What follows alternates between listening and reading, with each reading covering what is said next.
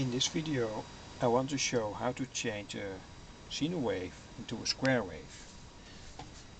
And the important thing to do is to set the transistor to the non-linear mode.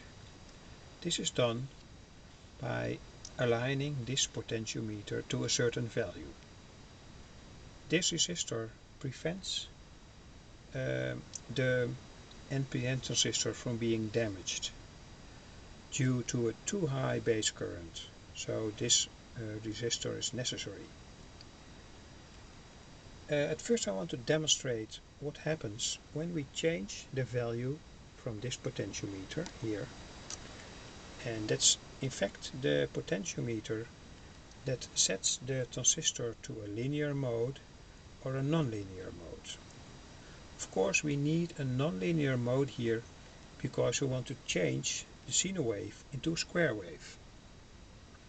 When the transistor was in a linear mode, we will find on the collector a purely amplified sine wave, but that's not what we want. So this is what we want, a square wave. Switch off the light now.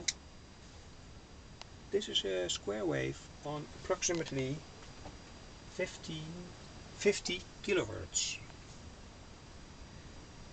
I'm now going to align this potentiometer to show what happens.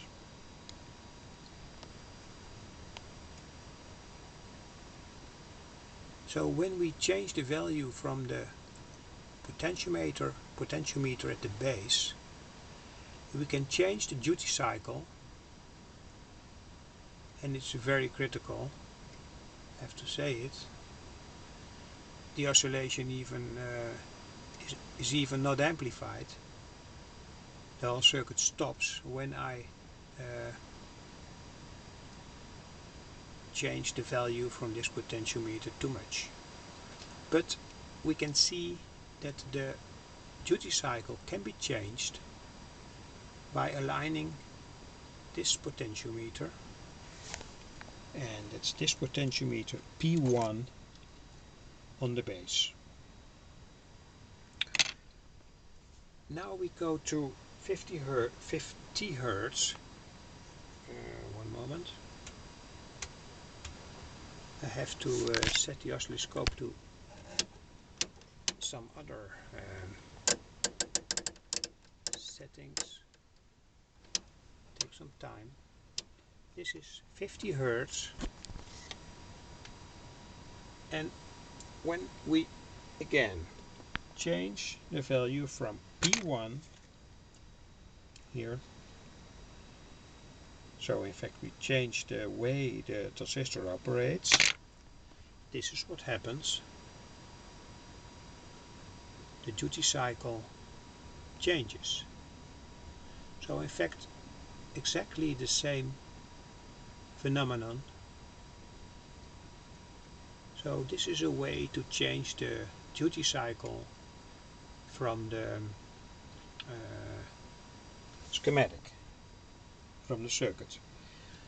The duty cycle can also be changed by lowering the input voltage from the sine wave. Now I lower the input voltage to the circuit, and you can also see that the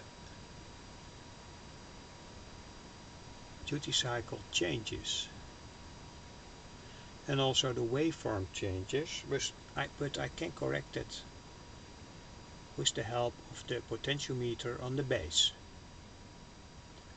So there are two ways to change the duty cycle: changing the input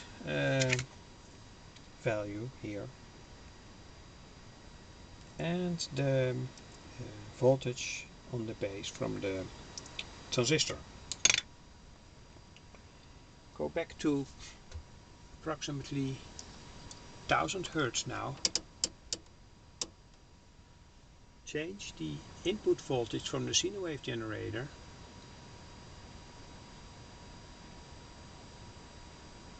and change the base voltage generated by P1. So changing the value of P1 gives the best effects.